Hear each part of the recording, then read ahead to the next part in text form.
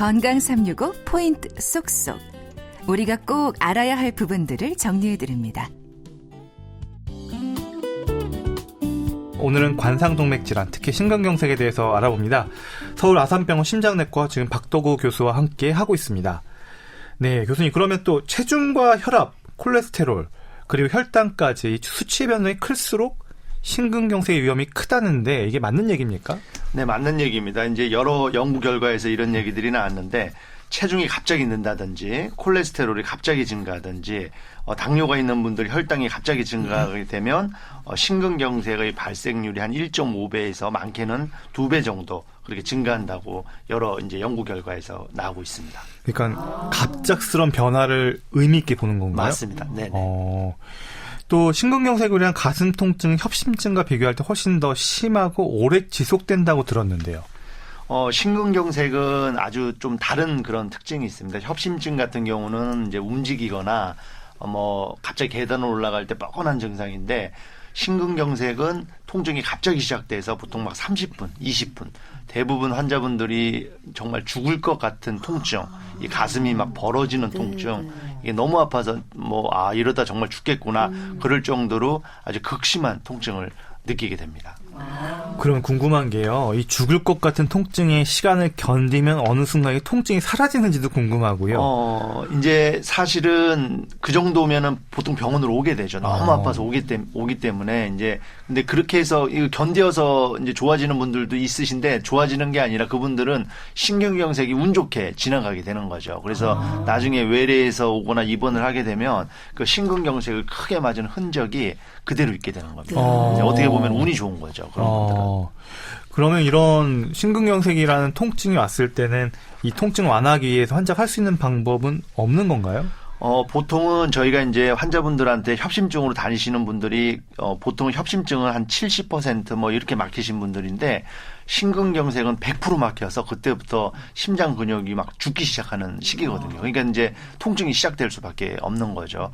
그래서 보통은 우리가 혀 밑에 넣는 약을 넣어서 통증이 한 3번까지 했는데도 안 가라앉으면 바로 응급실로 오라고 얘기를 합니다. 그러니까 혀 밑에 넣는 약을 갖다가 응급실에 사용해 볼 수 있지만 네네. 사실 효과가 없으면 바로 응급실로 와야 된다. 응급실로 오셔야 됩니다. 심근경색에 있어 또 골든타임 2시간이 당부된다고 들었는데 이건 어떤 의미인가요? 보통 이제 2시간 내로 하면은 우리가 이제 이제 딱 막히는 순간부터 심장 근육이 죽기 시작합니다. 심장 근육을 한번 죽으면 정상으로 이제 안 돌아오는 뇌랑 거의 비슷한데요.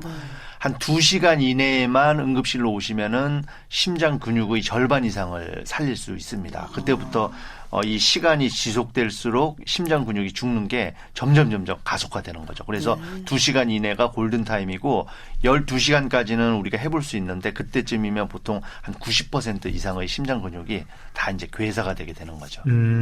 심장 근육이 죽었다는 건 결국은 심장 박동에도 문제가 있을 맞습니다. 수 있고 네. 심장을 갖다가 쪄주는 힘에도 문제가 있을 수 있다. 맞습니다. 이 또 빠른 조치만큼이나 중요한 건 예방이지 않을까 싶은데요.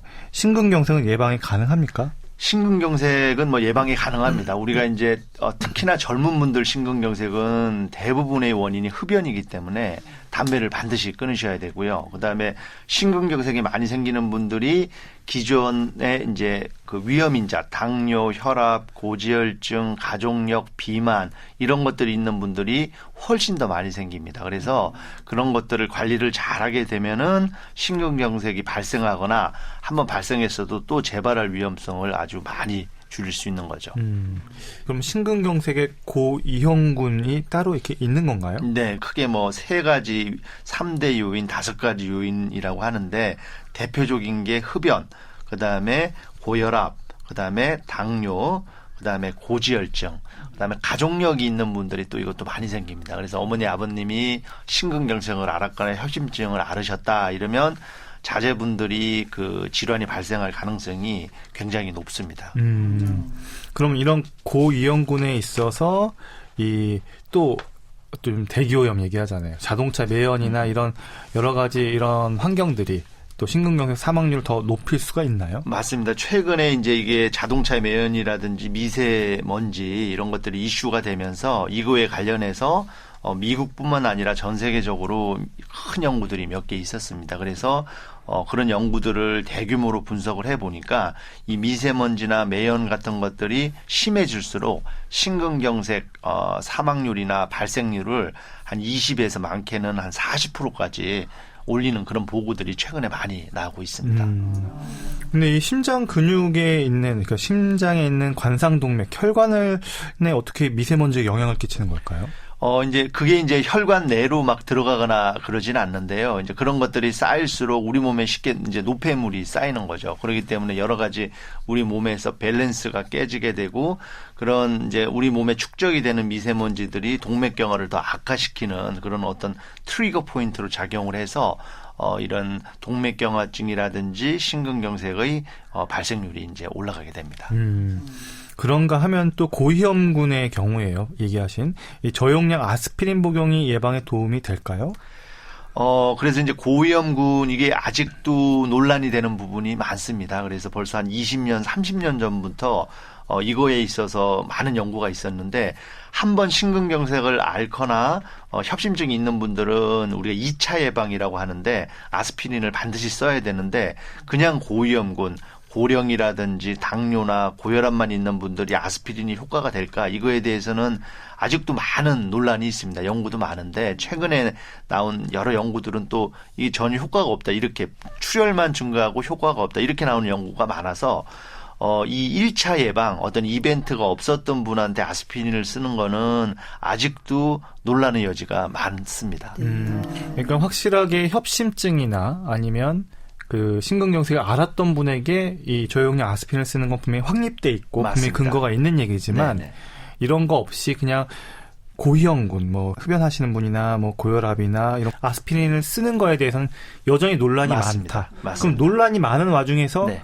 먹어야 돼요, 말아야 돼요? 이게 참 쉽지 않은데 여러 가지 이렇게 논란이 많기 때문에 어떤 선생님들은 쓰시고 어떤 선생님들은 안 쓰시고 그렇습니다. 네. 그래서 저희 같은 경우도 큰 연구 결과가 뭐 효과가 없다. 그냥 출혈만 증가한다. 이렇게 나오면 또 안 썼다가 또 반대되는 연구가 나오면 좀 썼다가 이렇게 연구가 이거에 대해서는 아직도 뭐 몇 년이 지나면 자꾸 바뀝니다. 네.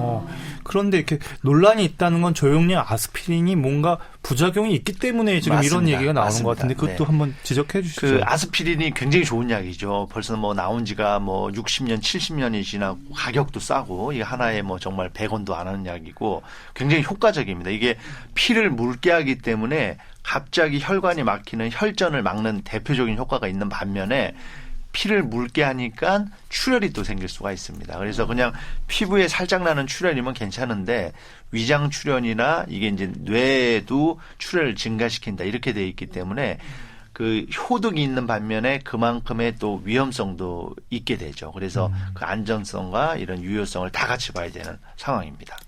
그렇군요. 그러면 이 아스피린의 경우 좀 더 얘기를 해보면요. 아까 이미 이벤트가 있었던 협심증이나 아니면 심근경색이 있는 분들한테는 써야 되는 약이잖아요. 맞습니다. 네네. 그리고 이분들은 평생 먹어야 되잖아요. 맞습니다. 네네. 그런데 이분들이 오히려 임의로 본인 마음대로 난 이제 먹을 만큼 먹었고 지금 건강하니까 임의로 복용을 중단하면 이거는 좀 어떻습니까? 이거는 뭐 굉장히 위험하죠. 그래서 대표적으로 우리가 아스피린을 평생 쓰셔야 되는 분들이 스텐트를 넣거나 심근경색이나 뇌졸중을 한번 맞으셨던 분들은 다음에 또 생기면 이제 굉장히 위험하기 때문에 아스피린을 무조건 쓰셔야 되는데 정말 외래 보다 보면 100명 중에 한두 분은 이제 다 나은 것 같다고 약을 임의로 끊고 오시는 분들이 있으십니다. 근데 그런 분들이 응급실로 다시 실려오는 분들이 왕왕 있으셔서 이런 분들은 절대로 약을 끊으시면 안 되고 꼭 복용을 잘 하셔야 됩니다. 네. 그리고 또 뛰면서 심전도를 보는 운동부하 검사나 혈액 검사로 혈관 건강의 위험을 미리 알 수 있다. 뭐 이건 어떻습니까? 네, 맞습니다. 그래서 우리가 이제 운동부하 검사는 통상적으로 협심증이 계단을 급히 올라가거나 빨리 뛸 때 증상이 나타나기 때문에 이렇게 뛰면서 심전도를 보는 운동부하 검사를 해보면 협심증이 있는 분들은 이제 아주 특이한 그런 심전도의 변화를 우리가 확인할 수 있습니다. 그래서 정확도가 대략 한 뭐 70에서 80% 정도로 알려져 있고요. 혈액 검사로 우리가 혈액 건강을 볼 수 있는 거는 콜레스테롤이나 당뇨라든지 여러 이런 수치들을 보게 되면 이분이 혈관의 상태가 어떻겠구나 하고 가늠을 하는 거죠. 그래서 고지혈증이 있거나 당뇨가 있는 분들은 그만큼 혈관 상태가 안 좋다고 할 수 있습니다. 그런데 반면에 운동부하 검사나 혈액 검사에서 정상이라고 해서 정상으로 판정이 나왔다고 해서 안심을 해서도 안 되는 거죠. 안 되는 거죠. 맞습니다. 정확도가 운동부하 검사 70에서 80%면 나머지 한 20%에 30%는 맞습니다. 부정확할 수 맞습니다. 있는 거니까요. 네네. 그렇죠? 그럼 더 확실한 거는 심장 혈관 CT일까요? 이제 100% 확실한 거는 조영술인데 직접 혈관을 혈관을 뚫어서 거예요? 보는. 근데 그건 너무 이제 위험한 그런 거. 분들이 증상이 애매한 분들을 다 그렇게 할 수는 없기 때문에 우리가 바늘로 찌르지 않고 하게 되는 검사들 이렇게 운동부하 검사나 핵의학 촬영이나 CT 검사 이런 거를 이제 순차적으로 하게 됩니다.